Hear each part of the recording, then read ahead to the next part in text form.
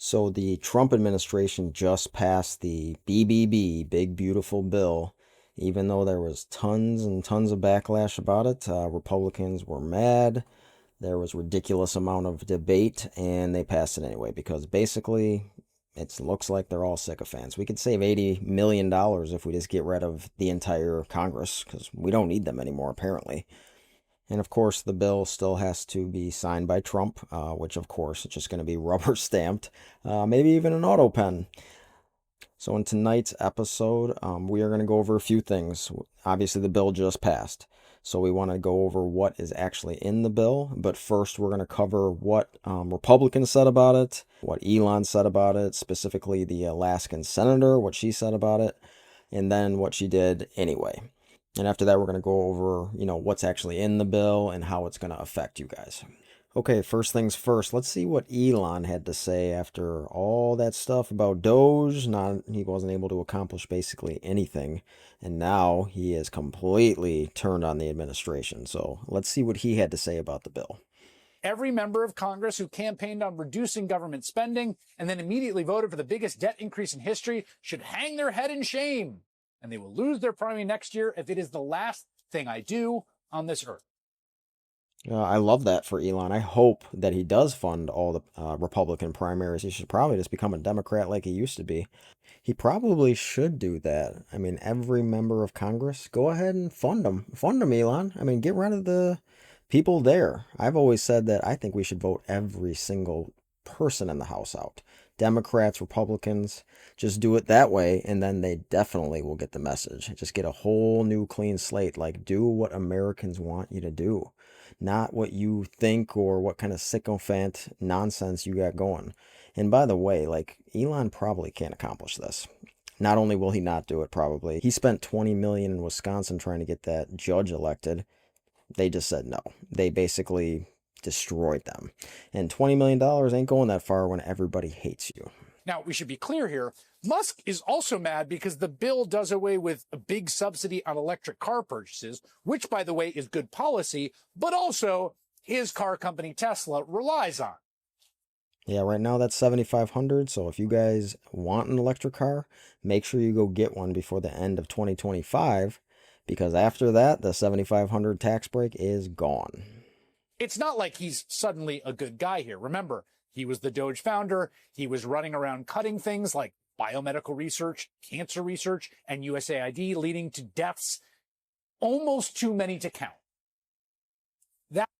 That experiment was just absolutely a failure.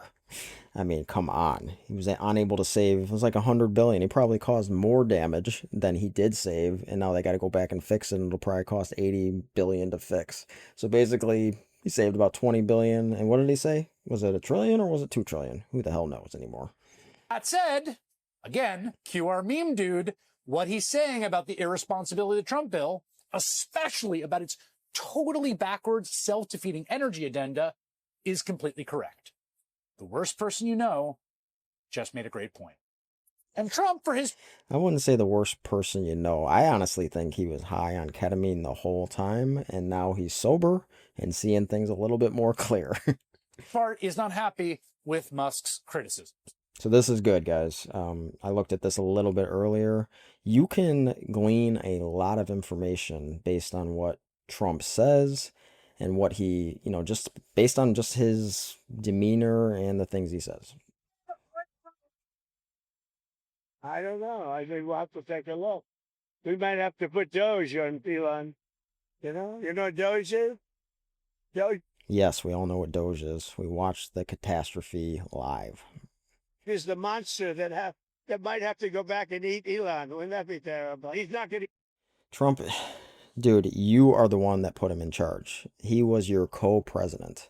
The only logical thing that makes sense here is he was your scapegoat and you planned on making him your scapegoat the entire time. You wanted to basically dismantle the government as it is, so that way it's a lot easier to enact your authoritarian takeover. Get his mandate, and he better be careful because he might not get anything else, too. You know what that means, right? He said it's a monster. Doge is a monster. So he recognizes that it sucked.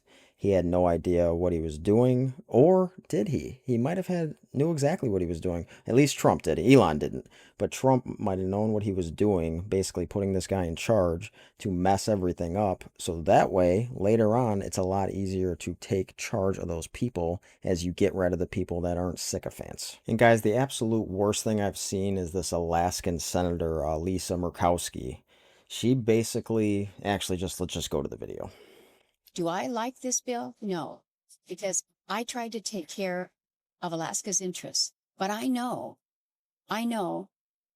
that in many parts of the country, there are Americans that are not going to be advantaged by this bill.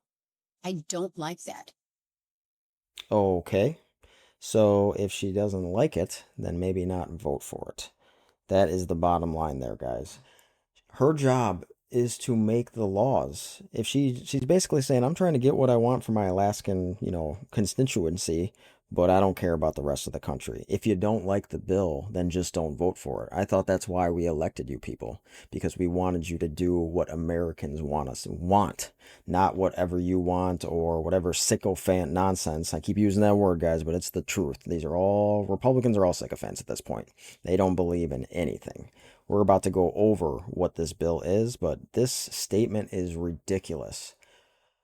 You can't just say, oh, well, I got what I wanted. You guys should have seen the amount of crap that they tried to jam in this bill at the last minute. The ACA took a year of debate. Trump just wanted to get this through by July 4th because that's some kind of like deadline in his own brain. And by the way, Americans hate this. We are going to go over exactly what is in this bill. But first, we're going to go over the polls on what Americans actually think, how many people even know what's in the bill. And if we know what's in the bill and everybody hates it, then it's your job to listen to them and not vote for it. So first, let's go over the polling to see what Americans actually think of this, before it passed here.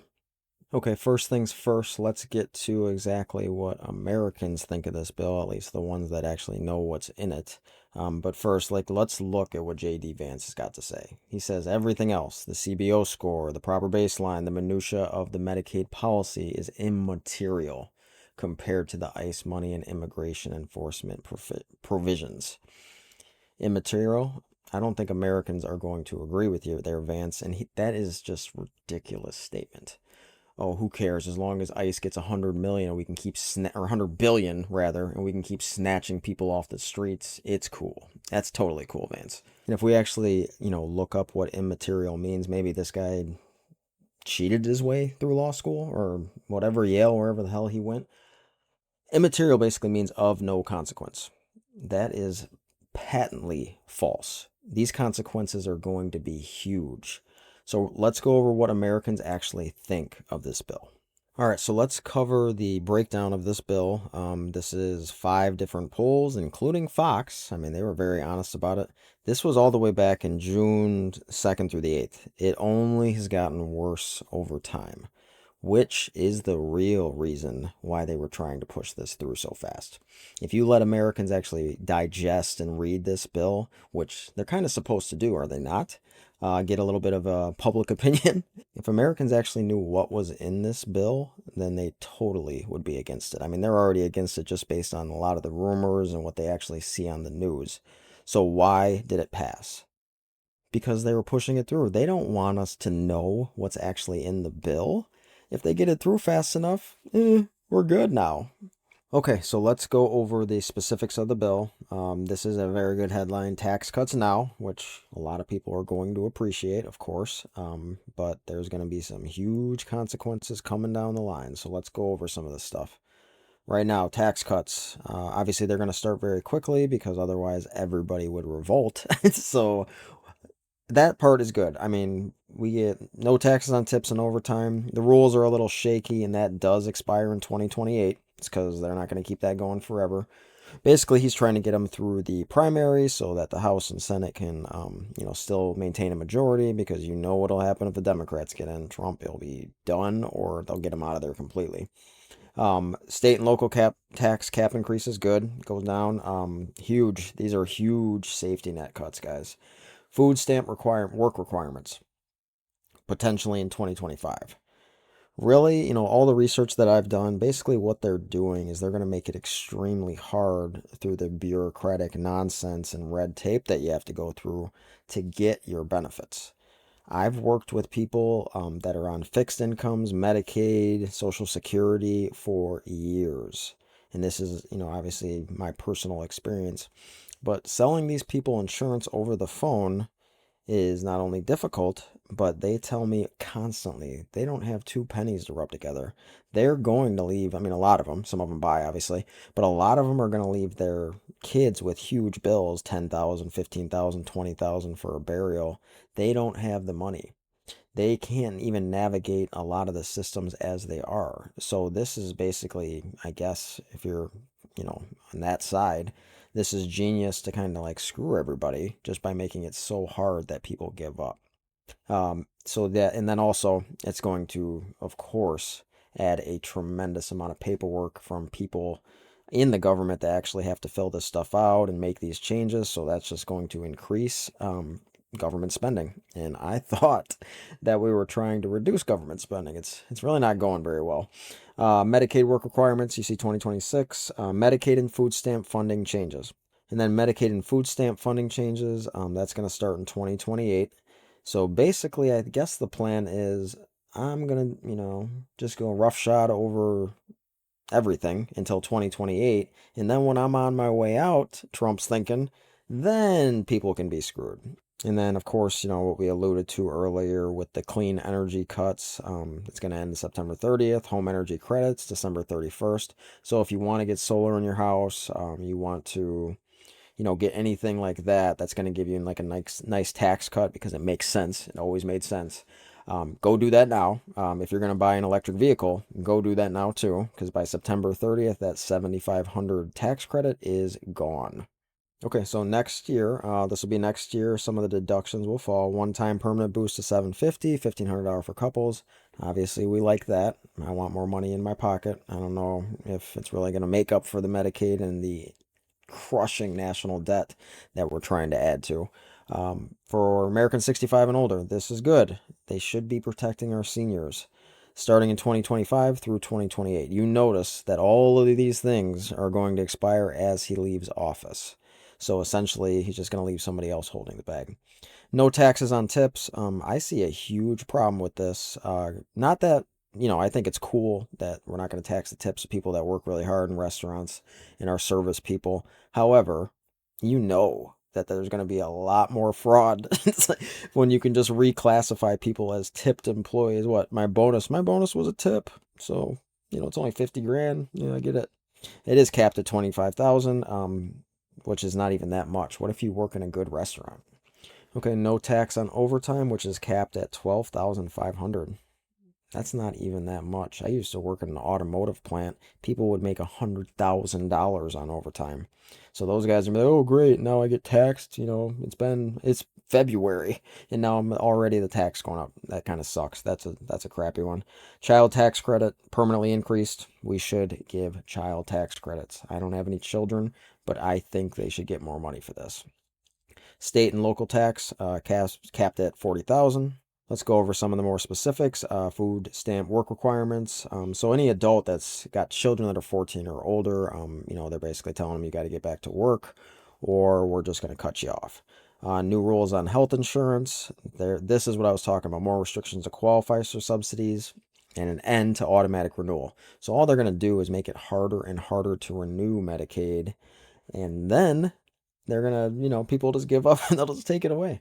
Medicaid work requirements. Like I said, I worked with these people for years. They are not killing it. They're not loving their lives. I've seen people making $800 a month for themselves and they're supposed to live on that. Now you're going to take their Medicaid too. I thought, give me your poor, give me your huddled masses. I think it says that in the Statue of Liberty. Maybe we should give it back to France. Medicaid and food stamp funding reduces the amount of federal funding states can use in support of their programs.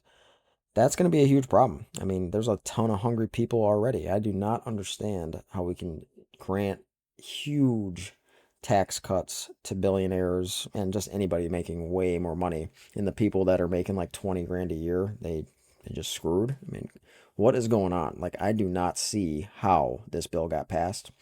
I think it's just moral bankruptcy, or, everybody is scared of Trump. I really don't get it. He is not scary. All right, so let's go over the changes to the clean energy that I just alluded to. Get your car, if you want an electric car, get it now before September 30th, or those tax credits are gone. Tax credits for rooftop solar, electric heat pumps, and other energy efficient home devices. I thought this government was all about efficiency. Apparently, it doesn't matter. We'll leave that on their kids.